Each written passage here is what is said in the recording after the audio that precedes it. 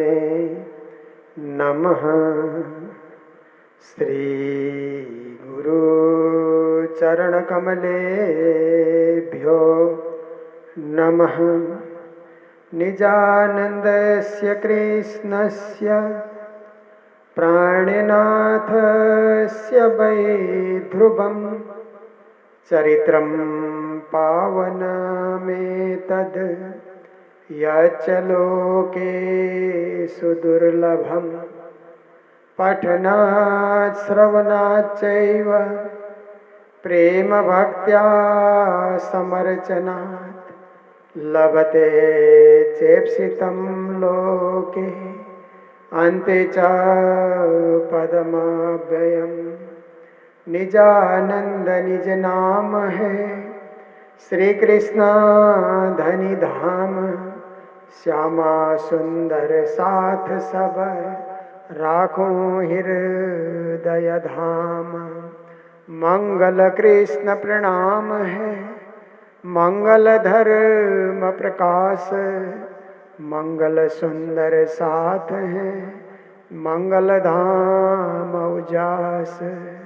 मंगल सुंदर साथ है मंगल धाम उजास। बोलो वृंदावन बिहारी लाल की, श्री सद्गुरु महाराज की, श्री प्राणनाथ प्यारे की, महारानी बाईजुराज की, महाराजा छत्रसाल की, गुरुजी मंगलदास महाराज की, श्री कृष्ण प्रणामी धर्म की, तीनों पुरी धाम की, सर्व सुंदर साथ की। राज राज बोलो सहारा मिलेगा। बोलो सहारा मिलेगा। राज राज बता झिलजो ताली पाड़ी ने। सहारा मिलेगा। राज राज बोलो सहारा मिलेगा। कृष्ण कृष्ण बोलो किनारा मिलेगा।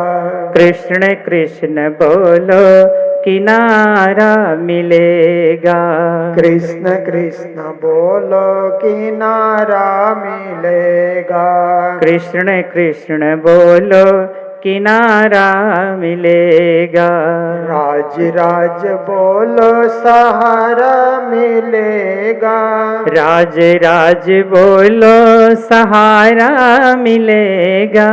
कृष्ण कृष्ण बोलो किनारा मिलेगा। कृष्ण कृष्ण बोलो किनारा मिलेगा। सहारा मिलेगा किनारा मिलेगा। सहारा मिलेगा किनारा मिलेगा। किनारा मिलेगा सहारा मिलेगा। किनारा मिलेगा सहारा मिलेगा।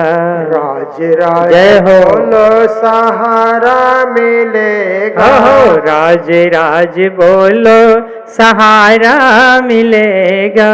कृष्ण कृष्ण बोलो किनारा मिलेगा।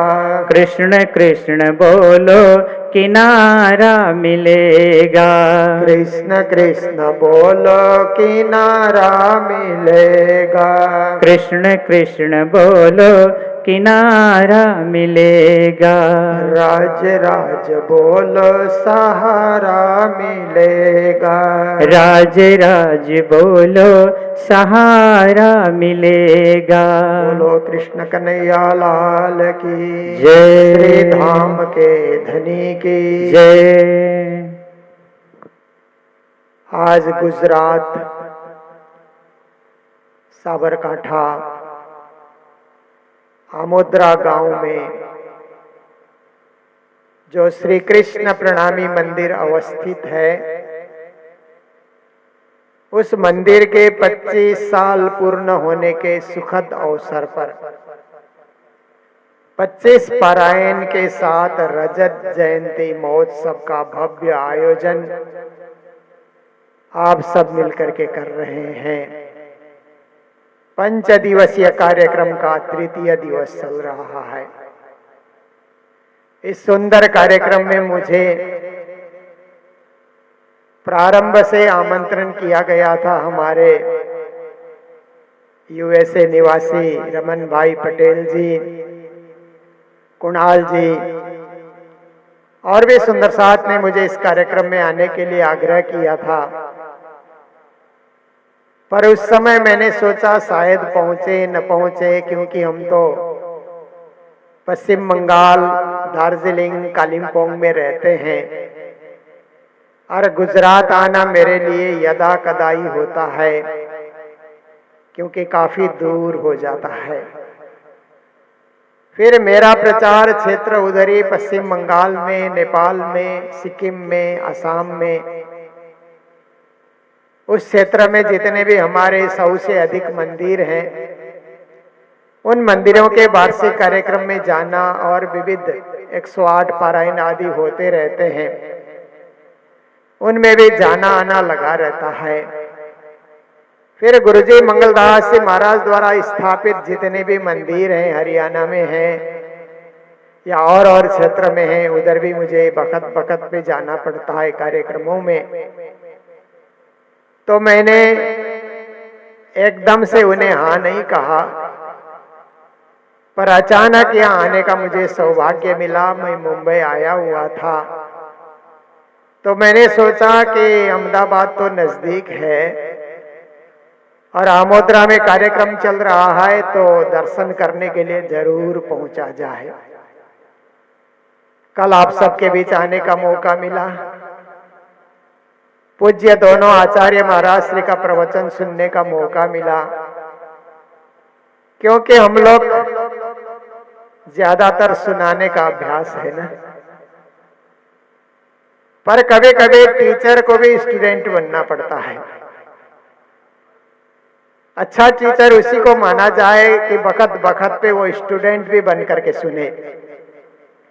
तो हम लोग भी प्रयास करते हैं कि गुरुजनों का जब प्रवचन हो तो हम लोग भी ध्यान से सुने, विवेक से सुने, समाज को कौन सी दिशा पे निर्देशित करना है, गुरुजन हमें क्या उद्बोधन देते हैं, क्या संदेश देते हैं, क्या आदेश देते हैं, क्या उपदेश देते हैं, उन्हें भी हमें समझना और उस पथ पे चलना हमें जरूरी होता है। तो देखिए, इस संसार के अंतर्गत बहुत सारा ज्ञान है। हमारे मंच में उपस्थित विद्वानों ने जो नौतनपुरी धाम से पधारे हुए हैं, आप सबको सुंदर उद्बोधन सुनाई रहे हैं। एक धुन से मैंने अपने प्रवचन प्रारंभ किया कि राज राज बोलो सहारा मिलेगा, कृष्ण कृष्ण बोलो किनारा मिलेगा। तो प्राणनाथ जी महाराज ने अपनी वाणी में राज शब्द का भी विशेष महत्व बताया, कृष्ण शब्द का भी अति विशेष महत्व बताया। तो राज और कृष्ण में क्या फर्क है या कोई फर्क नहीं है? वही राज है, वही कृष्ण है, या राज का अपना अस्तित्व है या कृष्ण का अपना अस्तित्व है? अर्जुन ने गीता में पूछा श्री कृष्ण को, हे श्री कृष्ण, आपका रहस्य क्या है? 9वें अध्याय में पहुंचे थे। कृष्ण गीता सुना रहे थे महाभारत के युद्ध मैदान में। अर्जुन में जिज्ञासा हुई, कृष्ण का राज क्या है? तो 9वें अध्याय के दूसरे श्लोक में श्री कृष्ण कहते हैं, राज विद्या राजगुह्यम पवित्रमिदमुत्तमं प्रत्यक्षावगमं धर्मं सुसुखम कर्तुमव्ययम्। हे अर्जुन, एक ऐसी विद्या है जिसे राज विद्या कहा जाता है। राज विद्या कहते आप सोचिए, वो विद्या महान है, वो विद्या जटिल है, वो विद्या सर्वोत्तम है। क्योंकि देखिए ना, राज शब्द जहां जुड़ता है ना, हंसों के साथ राज हंस जुड़ता है ना, तो महान हंस के रूप में उसको समझते हैं। माता के साथ राजमाता जुड़ जाता है ना तो बड़ी माता, मार्ग के साथ राजमार्ग जुड़ जाता है तो बड़ा मार्ग है, ऐसा समझना चाहिए। और नेता के साथ राजनेता जुड़ जाता है तो वो एक पूरे राष्ट्र का नेतृत्व करने वाला नेता के रूप में उसको समझना चाहिए। और गुरु के साथ राज शब्द जुड़ जाता है तो राजगुरु कहलाता है ना, गुरुओं का भी गुरु जो राजा का भी गुरु है। तो राज बड़े को कहा जाता है, जो सबसे बड़े हैं, सबसे महान हैं, सर्वश्रेष्ठ हैं, सर्वोपरि हैं, उनको राज कहा जाता है। तो देखिए कृष्ण ने अर्जुन को कहा एक ऐसी विद्या है उसको राज विद्या कहा जाए, राज विद्या, राज गुह्यम। फिर उन्होंने कहा एक ऐसा तत्व है जिसको राज तत्व कहा जाता है, वो अत्यंत गोपनीय तत्व है, गुह्य तत्व है। फिर कहते हैं पवित्रम इदम उत्तमम, वो विद्या अत्यंत पवित्र विद्या है। इदम उत्तमम, वो उत्तम विद्या भी है। प्रत्यक्षम, वो प्रत्यक्ष फलदायी विद्या भी है। सुसुखम, सुख देने वाली विद्या है। कर्तुम अव्ययम, अखंड करने वाली विद्या है। तो एक तरफ श्री कृष्ण ने राज विद्या की चर्चा की गीता में, और दूसरी ओर भागवत में ऐसी कथा आती है कि ब्रह्म विद्या तपस्या कर रही है, ब्रह्म को, परब्रह्म को पाने के लिए वर्षों से ब्रह्म विद्या तपस्या कर रही है। ये भागवत की बात है।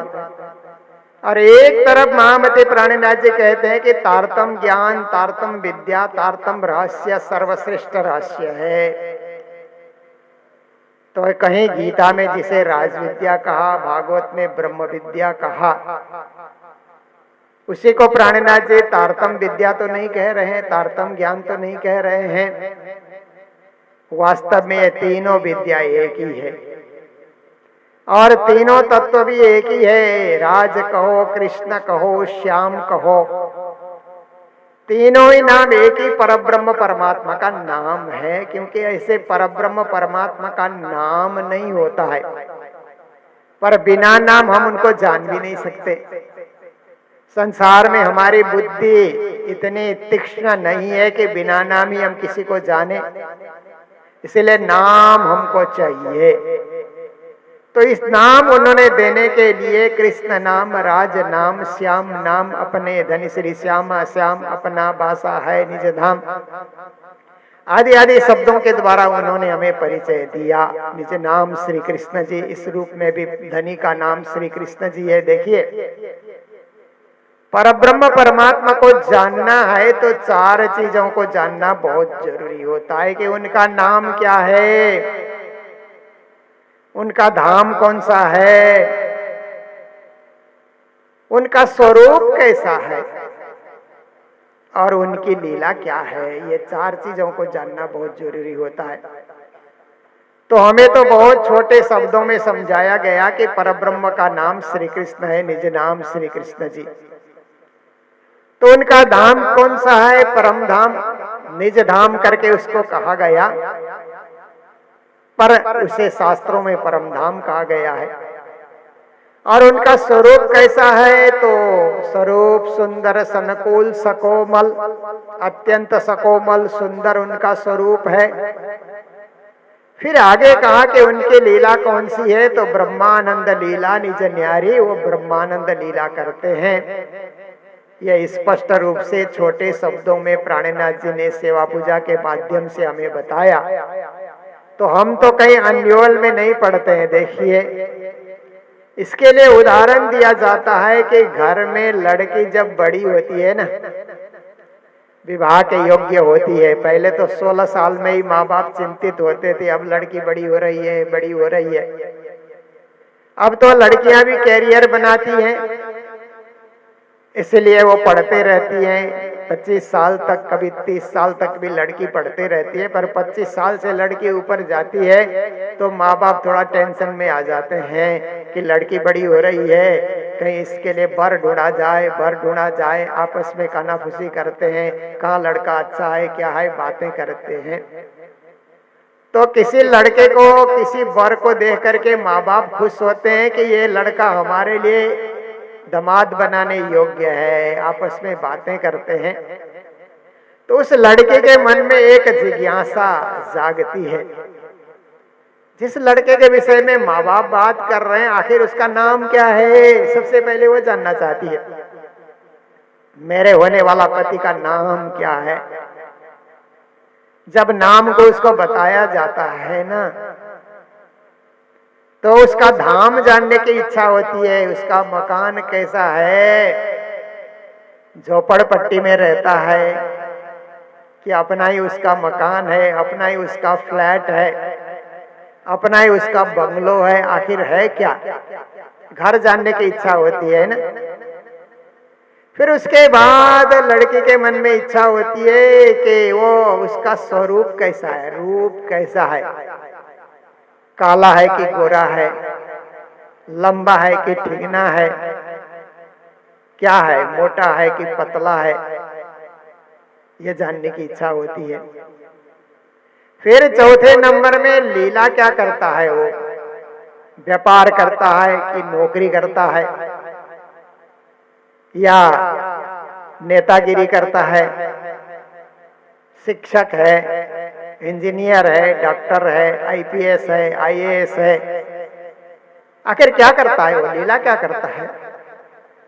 तो माता पिता उसको बता देते हैं, उसका नाम भी बता देते हैं, धाम भी बता देते हैं, रूप भी बता देते हैं, बहुत गोरा है, बहुत सुंदर है, अच्छा है, लंबा भी है, और उसके लीला भी बता देते हैं कि वो तो व्यापार करता है, खुद का ही उसका व्यापार है, खुद का ही उसका मकान है।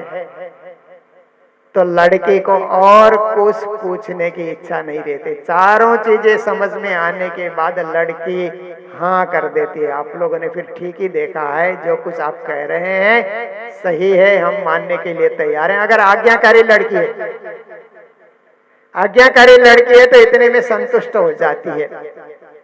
इसी प्रकार परमात्मा की भक्ति करने वाले भक्तजनों के मन में ये चार प्रश्न होना स्वाभाविक होता है कि परमात्मा का नाम क्या है। क्योंकि हिंदू धर्म में आप देखिए ना, प्रणामी धर्म भी तो हिंदू धर्म का ही एक अंग है, एक अभिन्न अंग है।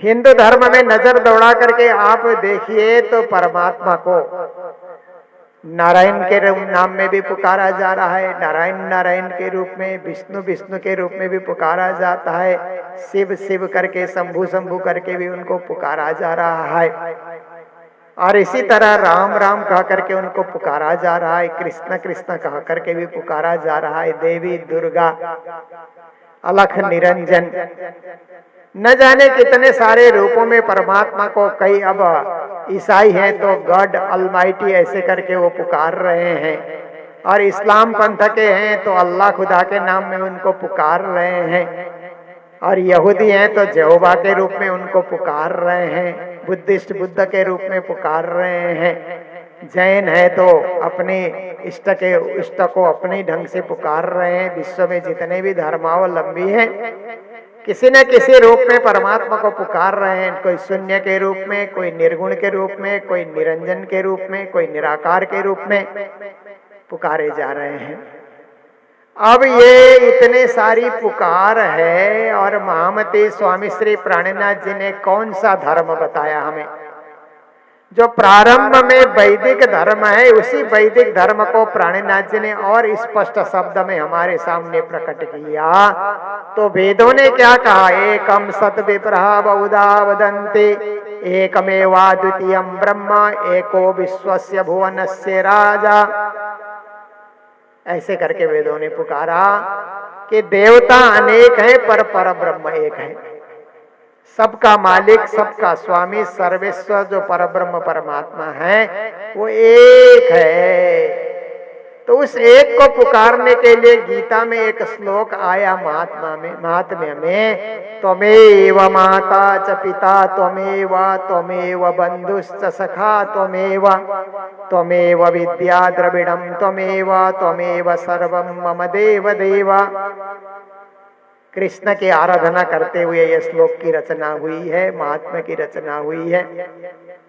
तो भक्त कहता है कि हे श्री कृष्णा, माता कहें तो भी आप, पिता कहें तो भी आप, मित्र कहें तो भी आप, सखा कहें तो भी आप, बंधु कहें तो भी आप, धन कहें तो भी आप, विद्या कहें तो भी आप हमारे सर्वेश्वर हैं। आप सर्वेश्वर ब्रह्म है, त्वमेव सर्व मम देव देवा, मेरे देवादिदेव है पर ब्रह्म, आप ही सर्वेश्वर है।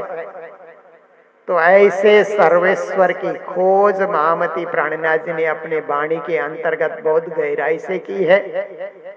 केवल प्राणनाथ जी ने की ऐसी बात नहीं, हमारे आराध्य सदगुरु श्री देवचंद्र जी ने तो जीवन के 40 साल लगा दिए अलग अलग मतों में, अलग अलग पंथों में, अलग अलग संतों के पास, अलग अलग विचारधारा के पास वहां जाना, उनके पास रहना, उनके मंत्रों को सुनना, उनके सिद्धांत को सुनना, उनके विचारों को सुनना। फिर अंत में उन्होंने निर्णय कर लिया कि मुझे सारे शास्त्रों का सार, जितने भी हिंदू धर्म ग्रंथ है सबका सार तो श्रीमद् भागवत है। वेद व्यास जी ने 17 पुराण की रचना की, फिर भी उन्हें संतुष्टि नहीं हुई और अंत में जाकर के उन्होंने भागवत का निर्माण किया तो वेद व्यास जी को संतुष्टि हुई। इसका अर्थ है कि हमें भागवत का गहन अध्ययन करना चाहिए, गहन चिंतन करना चाहिए, गहन श्रवण करना चाहिए। तो श्याम सुंदर के मंदिर में 14 साल तक सदगुरु महाराज लगे रहे। 14 वर्षलो निष्ठा बंदा, वचन ग्रहे सारी सनंदा, कई जप तप किए व्रत नेमा, सेवा स्वरूप सने अति प्रेमा, पियाजी के अति प्रसन्न, 3 बेर दिए दर्शन। 14 साल तक उन्होंने निष्ठा पूर्वक देखिए। सदगुरु के श्रवण में और हमारे श्रवण में फर्क होता है ना। सदगुरु ने निष्ठा पूर्वक कथा सुनी, हम लोग केवल चेष्टा करते हैं ना कथा सुनने के लिए, थोड़ी देर बैठते हैं, थोड़ी देर में उठ भी जाते हैं, देर से आते हैं, जल्दी से भाग जाते हैं, उसको चेष्टा कहा जाता है। कथा सुनने की मात्र चेष्टा हुई। निष्ठा होती है तो कथा प्रारंभ होने से पहले आकर के आसन में बैठ जाना, देखिए, और कथा पूरी सुनना, कथा समाप्ति के बाद ही उठ करके चले जाना और कथा में जो कुछ कहा गया उसको हृदय में धारण करना। एक कान से सुनना और दूसरे कान से निकालना, उसको श्रवण भक्ति नहीं कहा जाता है। कान से सुन करके हृदय में धारण करना। आपने सुना कि राजा भोज के दरबार में एक मूर्तिकार आया, 3 प्रकार की मूर्ति लेकर के आया और राजा भोज को कहता है कि महाराज धीराज भोजराज, ये तीनों मूर्ति का मूल्यांकन कीजिए। तो मूर्ति सोने की है और आंख जो है ना हीरे की है। ऐसी मूर्ति लेकर के कलाकार आया।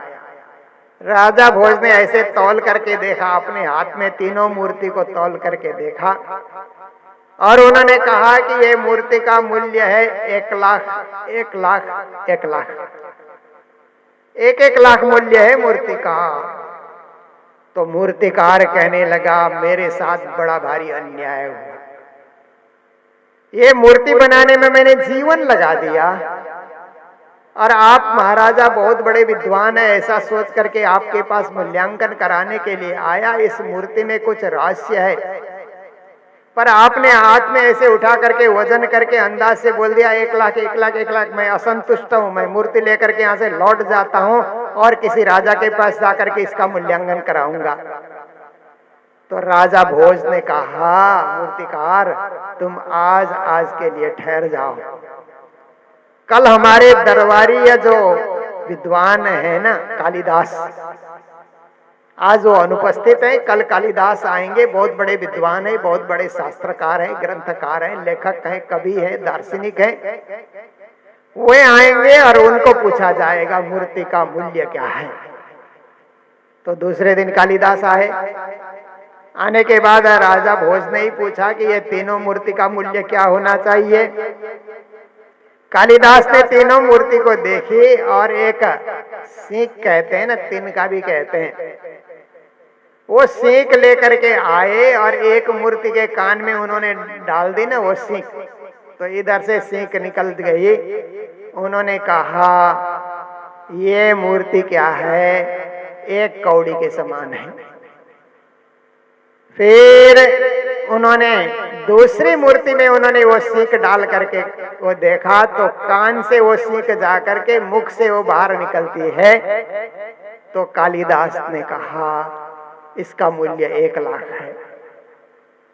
फिर तीसरी मूर्ति में उन्होंने कानों में वो सीख डाला तो वो पेट में चला गया, निकला ही नहीं। तो उन्होंने कहा ये अमूल्य है, बहुमूल्य है, इस मूर्ति के मूल्य को हम आंक नहीं सकते, बहुमूल्य है, अत्यंत मूल्यवान है। तो ये तो रही एक कथा। इससे हम क्या समझ सकते हैं कि हम लोग भी सब मूर्ति है। कलाकार ने मूर्ति बनाई, इसी तरह हम लोग भी सृष्टि की एक मूर्ति है।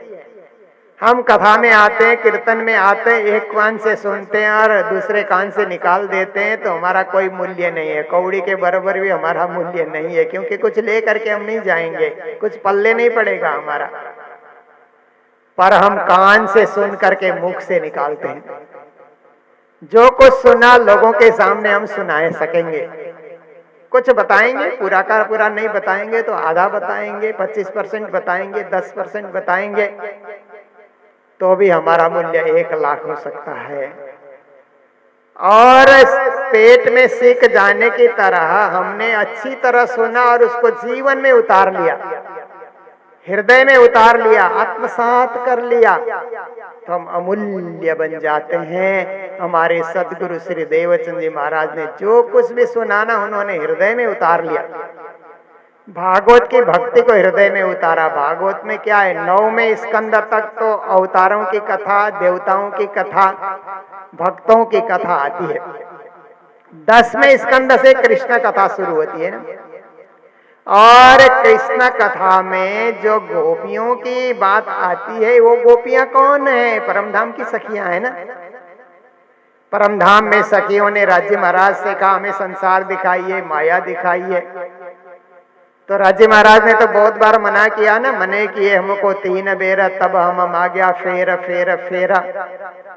धनी ने 3 बार मना किया, मत जाओ मत जाओ मत जाओ।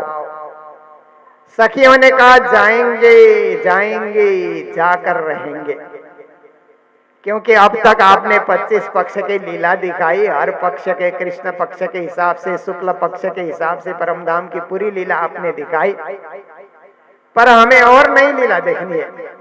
उससे भी नहीं, उससे भी नहीं, कोई और नई लीला हमें दिखाइए।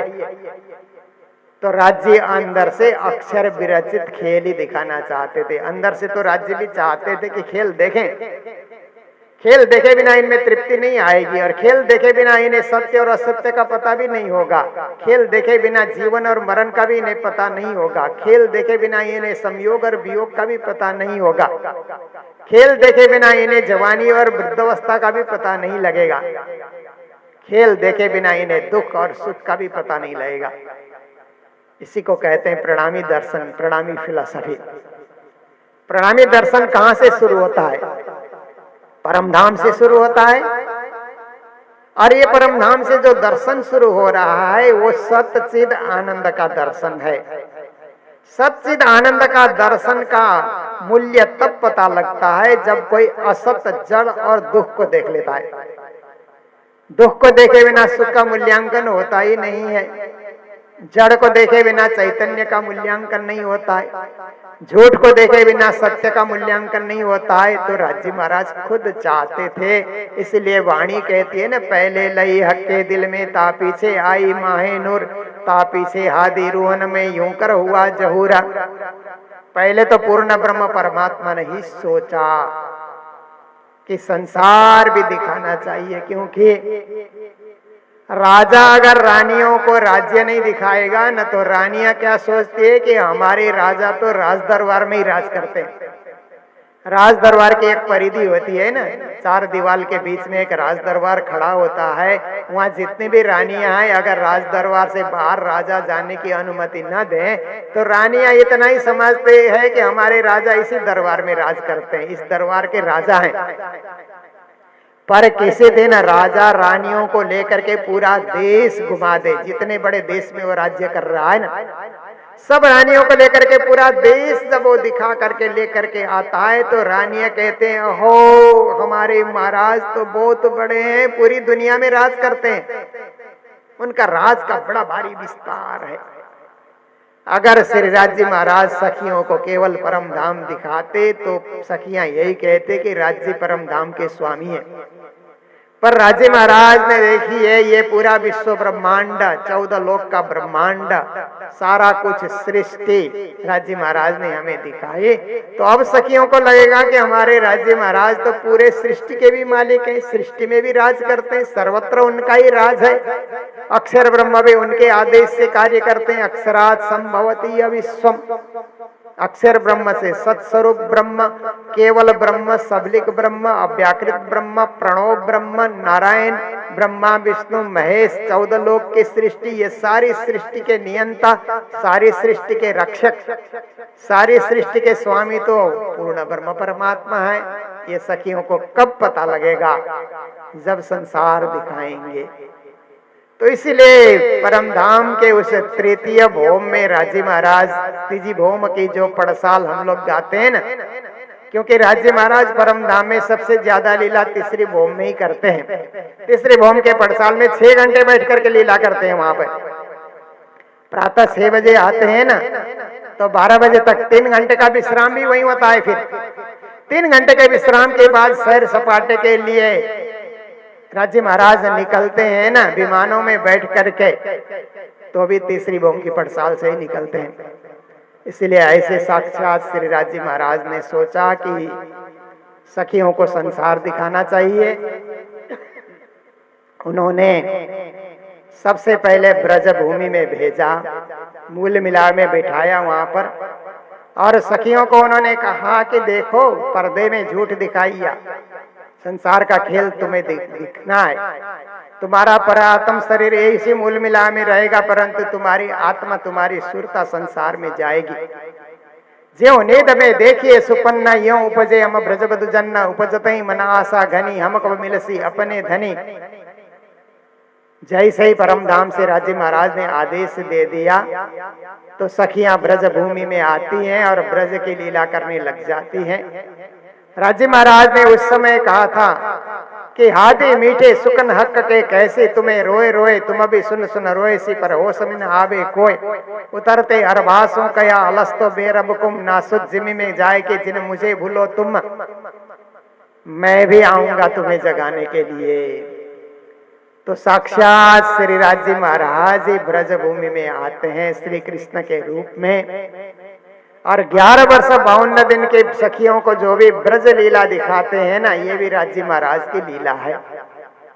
ब्रज में तारतम नहीं था, रास में तारतम नहीं था, ऐसी चौपाइयां भी हम लोग पढ़ते हैं, पर ये लीला तो राज्य की है ना, ब्रज की लीला। ब्रज बाल रास किशोरा, तीसरे बूढ़ापन में भई भोर। क़यामतनामा में श्री प्राणनाथ जी महाराज स्वयं कहते हैं कि ब्रज की लीला बाल लीला है। जैसे आप देखिए सूर्य उदय होकर के 9 बजे तक सूर्य में इतनी ज्यादा रोशनी नहीं होती है, हम चाहें तो सूर्य को देख भी सकते हैं। सनराइज होते हुए आप देखने के लिए कोशिश करें ना, हमारे कालिम्पोंग मंगल धाम से जैसे ही मंदिर से हम लोग आरती करके बाहर निकलते हैं ना, तो वहां से सनराइज दिखता है, पहाड़ में से सूर्य उदय होते हुए दिखता है। बड़ी देर तक हम लोग देख सकते हैं सूर्य के गोले को, उसकी तेज, उसके जो है ना रोशनी हमारे आंखों में नहीं चुभती है। कभी कभी तो 9 बजे तक भी नहीं चुभती है, पर 9 से 12 बजे दोपहर का सूरज कहते हैं ना, 12 बजे के सूर्य को हम देख भी नहीं सकते हैं। फिर सूर्य ढलने लगने और सनसेट का समय आ जाए, सूर्यास्त का समय आ जाए, तो भी हम सूर्य के दर्शन कर सकते हैं। तो सूर्य में जो रोशनी कम ज्यादा दिखना, ये सूर्य का भी दोष नहीं है, ये देखने वाले का दोष भी नहीं है, ये एक सूर्य की लीला है। ऐसे ही ब्रज में रास में लीला दिखाना और जागनी में तारतम के प्रकाश के द्वारा प्रकाशित करना, ये राज्य महाराज की लीला है। इसलिए राज्य महाराज ने जो लीला दिखाई उसको भेद दृष्टि से हम लोग अध्ययन न करें, अभेद दृष्टि से हम लोग देखें। बालपन की लीला ब्रज लीला दिखाई, किशोरपन की लीला में रास लीला दिखाई और प्रौढ़ अवस्था की लीला में जागनी लीला उन्होंने दिखाई। तीनों लीलाएं साक्षात श्री राज्य महाराज की लीला है। इस लीला में कोई अंतर है नहीं, स्वयं राज्य महाराज सब सखियों को इस प्रकार से ब्रह्मानंद का अनुभव करा रहे हैं। तो देखिए, ये बीतक जब हम लोग करते हैं ना, तो हमारी बीतक कहाँ से शुरू होती है? परम धाम से शुरू होती है। पहले भौम अद्वैत में, उस अद्वैत भौम परम धाम में जहाँ इसका लीला होती है, वहां से हमारी बीतक शुरू होती है ना।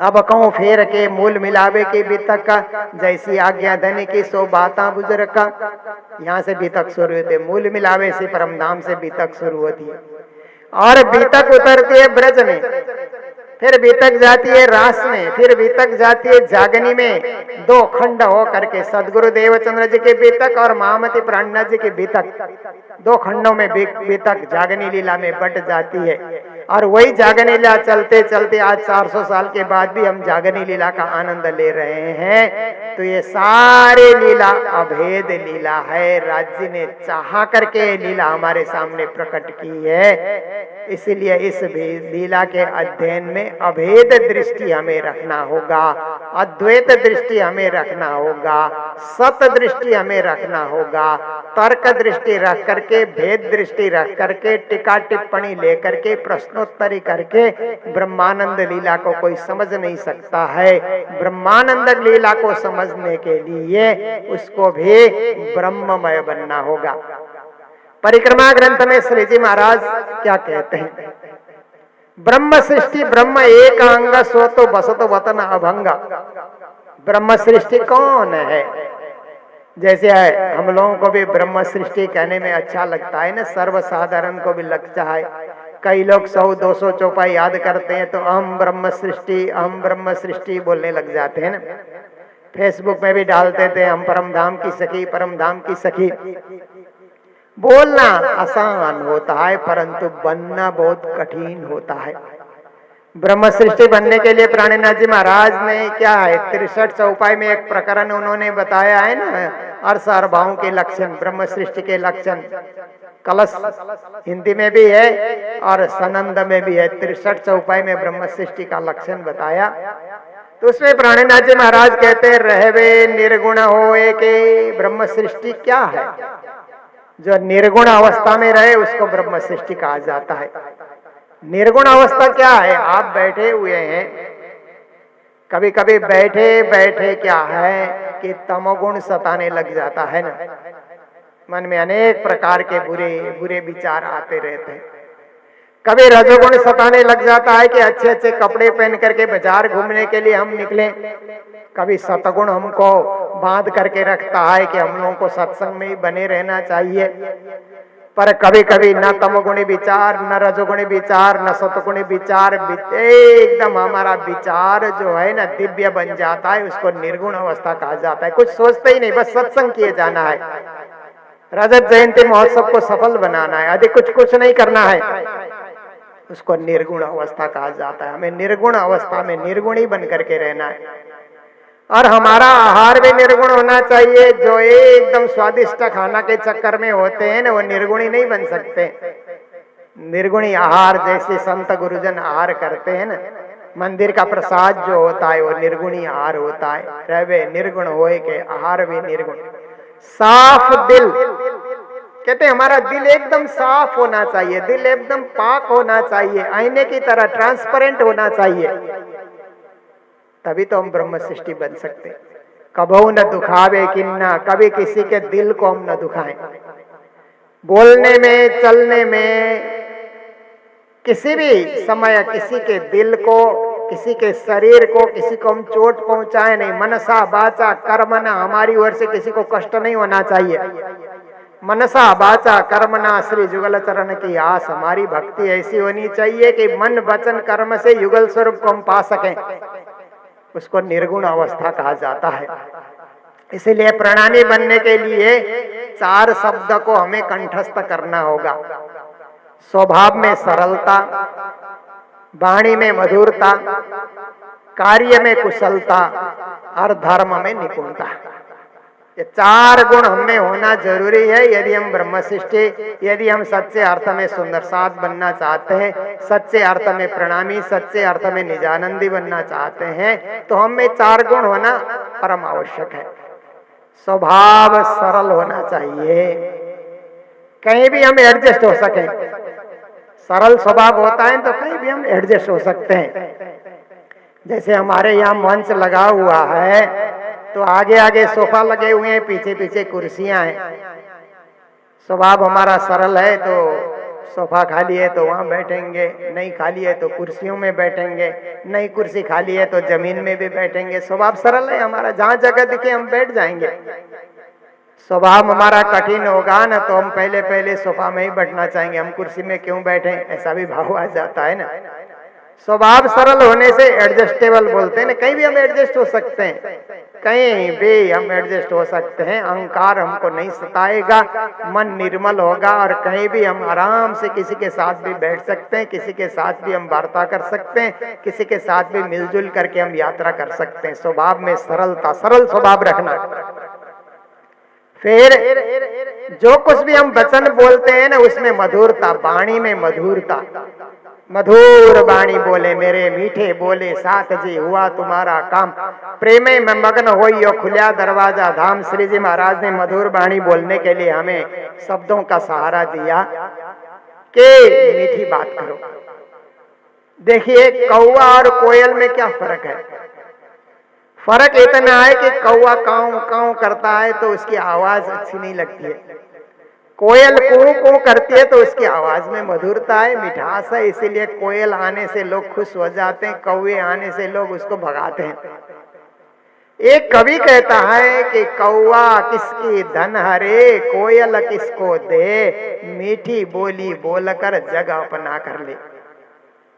कौवा किसी का धन हरण नहीं करता, कोयल किसी को ला करके धन नहीं देती, पर मीठी बोली के चलते लोग कोयल को पसंद करते हैं, कौवा को पसंद नहीं करते हैं। हम भी मीठी बोली बोले मेरे मीठे बोले साथ जी।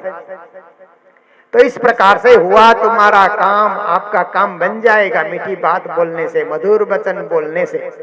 प्रेमे में मग्न होइयो, आप प्रेमी आत्मा बने, अहंकारी न बने, द्वेष करने वाले न बने, लड़ाई झगड़े करने वाले न बने, टिक्का टिप्पणी करने वाले न बने, बस प्रेम में अलमस्त हो जाएं। देखिए आप चर्चनी की बातें सुन रहे थे तो हमारे 2 प्रकार के हमारे सुंदर साथ है ना।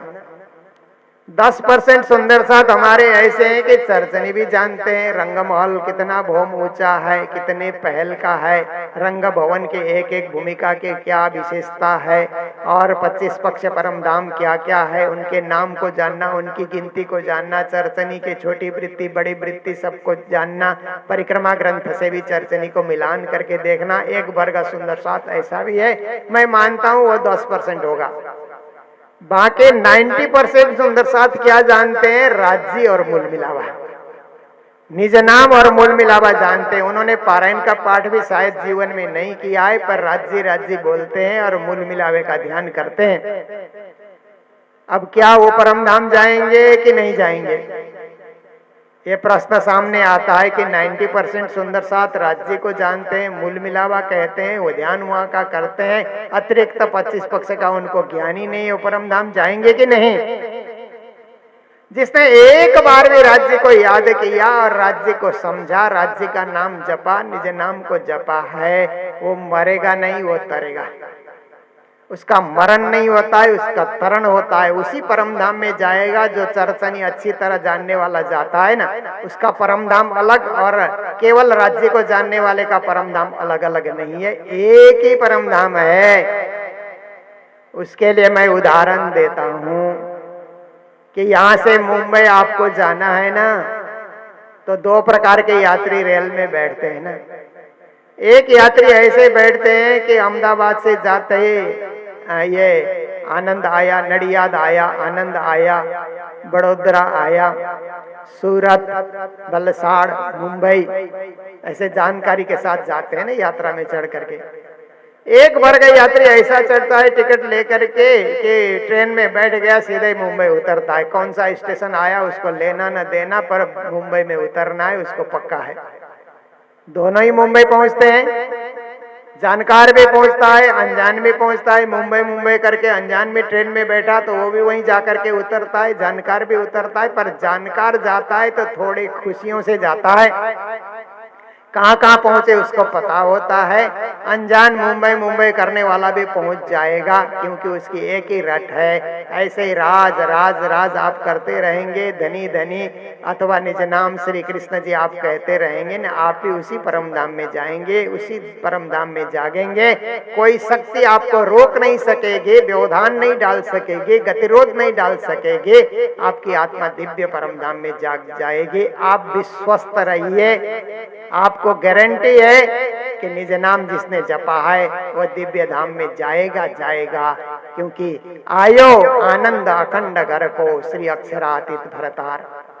निज नाम जपने से क्या होता है कि परम धाम के अक्षरातीत धाम धनी का आनंद आपके जीवन में उतर करके आएगा।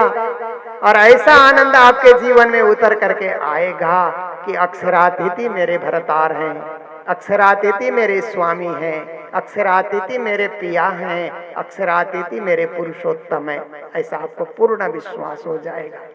इसीलिए दो बातें हैं, जानना भी अच्छा है, जान करके हम उस दिव्य धाम को जाएं। अगर जानने की क्षमता हमारे में नहीं है, हमारे मस्तिष्क में उतनी तीव्र बुद्धि नहीं है, तो भी राज राज धनी धनी ये शब्द को तो हम जाने ही जाने, इन शब्द को कभी हम विसारे नहीं, भूले नहीं, तो भी उसे दिव्य परम धाम में जाकर के हम पहुंचेंगे और अखंड हम हो जाएंगे। सत्य स्वरूप पर आत्म हमारो वासना इस संसार, ना हम आए ना हमें जाना है या सुपन बाजार। हमारे गौरी में ये बताया गया कि सत्य स्वरूप पर आत्म परम धाम में हमारा बैठा हुआ है। आत्मा इस संसार में आई है वासना के रूप में। इसलिए जब तारतम दिया जाता है ना तो गाया जाता है ना, पायो निज नाम आत्म जागी, पायो निज नाम वासना जागी, ब्रज में खेले रास में खेले, नौतनपुरी विश्राम, पायो निज नाम आत्म जागी। देखिए, फिर गुरुजन के द्वारा तारतम महामंत्र की प्राप्ति होती है। आत्मा जाग करके उसी दिव्य परम धाम के चिंतन में लग जाती है और उसी परम धाम को प्राप्ति करती है। तो विश्वास करीने दौड़े जेहा, तारतम नो फल ले से तेहा। श्री जी महाराज कहते हैं सबसे बड़ी बात है कि हम में विश्वास हो जाए, इतना विश्वास हो जाए कि तारतम का पूरा पूरा फल आपको मिल जाएगा, तारतम आपके जीवन में छा जाएगा। तो स्वभाव में सरलता, वाणी में मधुरता, कार्य में कुशलता, किसी को भी अपने कार्य के द्वारा कष्ट न पहुंचाएं, मन वचन कर्म से कष्ट न पहुंचाएं। और धर्म में निपुणता, आप धार्मिक हैं तो इतने निपुण बन जाएं, इतने विश्वस्त बन जाएं कि बस हमें परम धाम की प्राप्ति होगी, निश्चय प्राप्ति होगी, हमारी आत्मा भटकेगी नहीं। बस धनुष बाण से तीर निकलने की भांति इस शरीर से जब भी आत्मा निकलेगी उस दिव्य परम धाम में जाकर के पहुंचेगी। सूरत एक ही राखिए, मूल मिलावे माय, श्याम श्यामा जी साथ जी, तले बोम बैठे हैं जाए। कैसे प्राणनाथ जी ने स्पष्ट शब्दों में कहा कि अपनी सूरता को साधो, परम धाम में साधो, फेर फेर सूरत साधिए, धनी चरित्र सुख चैन, इसका आए बेर कछु नहीं, खुल जात निज नैन। ऐसी सूरता को साधो कि आपके दिल में प्रेम प्रकट होते ही पंथ हो बे कोटि कलप, प्रेम पहुंचावे मिने पलक, प्रेम ऐसे भांत सुधारे, ठौर बैठे पार उतारे। हम पार उतर सकें, हमारा प्रेम, हमारी श्रद्धा, हमारा विश्वास और हमारी लगनशीलता ही हमें दिव्य परम धाम में जगाएगी। तो प्यारे सुंदर साथ जी, वाणी चर्चा के माध्यम से लगभग 3 साल से मैं सुबह 7 बजे YouTube में हाजिर होता हूँ और वाणी के अलग अलग ग्रंथों की मैंने चर्चा की है। परिक्रमा, सागर, श्रृंगार और इधर आकर के खिलवत, फिर रास से लेकर के रास, प्रकाश, सठ ऋतु, कलश, किरंतन का भी प्रसंग चल रहा है। YouTube में प्रणामी मीडिया में आप लोग जाएंगे तो वाणी चर्चा का सुबह 7 बजे रोज आनंद ले सकते हैं। प्रणामी मीडिया को आपको सब्सक्राइब करना होगा तो आपको रोज वाणी चर्चा घर बैठे सुनने का मौका मिलेगा। ऐसे तो अलग अलग हमारे प्रचारक भी अलग अलग सब्जेक्ट को लेकर के सोशल मीडिया में सब लोग छाए हुए हैं। मैं भी उसमें यह कोरोना पीरियड से ही मैं भी सोशल मीडिया में पहले भी मैं करता रहा, पर नियमित रूप से मैं नहीं करता था। अब मैं नियमित रूप से चर्चा सोशल मीडिया में मैं जहाँ भी जाता हूँ वहाँ से प्रसारण करने का मैं प्रयास करता हूँ। तो आप सब लोग बहुत सारे हमारे गुजरात के सुंदर साथ भी वाणी चर्चा में सहभागी बने हुए रहते हैं और हमारे विदेश में रहने वाले सुंदर साथ भी वाणी चर्चा में सहभागी बन जाते हैं। हमारे प्रणामी विश्व के बहुत सारे देश में रहते हैं, पर 11 देश में मुझे जाने का और प्रणामी संगठन में कार्य करने का मुझे मौका मिलता है, क्योंकि हम नेपाल, भारत के सारे प्रांत और भूटान में तो जाते ही हैं। फिर हम लोग गल्फ कंट्री में, दुबई में, कतार में, मस्कत में भी हम लोग जाते हैं और उसके बाद यूके, यूएसए और कनाडा में हम लोग जाते हैं। सिंगापुर, ऑस्ट्रेलिया, ये 11 देश हैं। जिन देशों में हम लोग परिभ्रमण करते हैं तो वहाँ सुंदर साथ को संगठित करने का और परम धाम की वाणी से फिर से जोड़ने का हमें मौका मिल जाता है। तो आप सब लोग भी वाणी चर्चा को अधिक समय लेकर के सुनना चाहेंगे तो सुबह 7 बजे, ऐसे तो YouTube में कभी भी देख सकते हैं, परंतु सुबह 7 बजे का निश्चित हमारा समय है वाणी चर्चा का। उसमें हम उपस्थित होते हैं और श्री प्राणनाथ जी की वाणी की व्याख्या, चर्चा, विश्लेषण और आद्योपांत उसका रस स्वादन कराने के लिए हम प्रयास करते हैं। तो यहाँ जिन भी सुंदर साथ में इस रजत जयंती महोत्सव पर हमें भी आमंत्रित किया, उनको बहुत बहुत बधाइयाँ देते हुए आप सभी श्रोतागणों ने जिन्होंने ध्यान से सुना, आपको भी मंगल बधाई देते हुए हम तो पहाड़ों में जो हमारा मंदिर है, कालिम्पोंग एक हिल स्टेशन है, वेस्ट बंगाल का डिस्ट्रिक्ट है कालिम्पोंग भी, वहाँ गुरुजी मंगलदास जी ने लाखों की संख्या में सुंदर साथ की जागनी करके वहाँ उन्होंने उनके नाम से मंगलधाम, कृष्ण प्रणामी मंगलधाम के नाम से एक परमहंस पीठ वहाँ पर बना हुआ है। उसी पीठ की सेवा करने का मुझे मौका मिलता है। तो हमारे गुजरात से भी बहुत सारे सुंदर साथ वहाँ दर्शनार्थ जाते हैं, परिभ्रमण के लिए जाते हैं। आप लोग भी कभी मौका मिले तो जरूर आए और जैसे परम धाम में पुखराज पहाड़ में चढ़ करके दिव्य आनंद लेते हैं ना, वो आनंद संसार के पहाड़ों में चढ़ करके भी लेना चाहिए। ऐसा आनंद फूलबाग, नूरबाग का आनंद भी आप वहाँ ले सकते हैं। तो आप सभी को यही सब ज्ञान और भक्ति और सेवा का ये सुंदर संदेश देते हुए अभी के मेरे प्रवचन को मैं ही विराम देना चाहता हूँ। जय जयकार के साथ बोलो सतगुरु महाराज के, श्री प्राणनाथ प्यारे के, सर्व सुंदर साथ के जय, रजत जयंती महोत्सव के जय। प्रणाम प्रणाम।